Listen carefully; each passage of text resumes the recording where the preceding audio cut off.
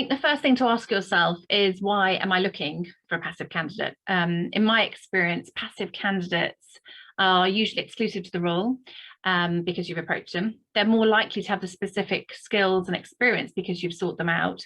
And once hired, they're more likely to prove themselves as more committed and focused on the role.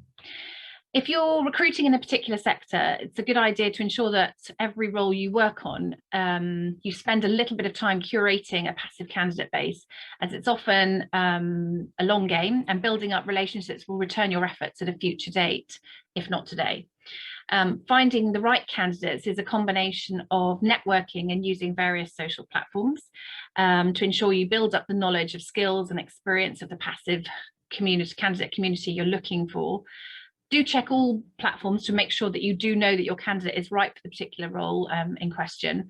And you're trying to ensure that you can answer the question of why your vacancy would be right for this person. And I think it's important to get to a good 70 or 80% of that question answered before you even begin to make your first approach. It's important to get the balance right between selling the idea of the vacancy you're recruiting for and giving them a little bit of space and time to think about it. So a good idea is, if you have a job description that you are comfortable sharing, then it's good to leave this with them to mull it over and give them the time in order to do that. In my experience, people don't tend to leave a role just for money. So it's always good to see if you can find any nuggets of information as to why they might be leaving their current organisation, or why they might even be interested in listening to your job idea.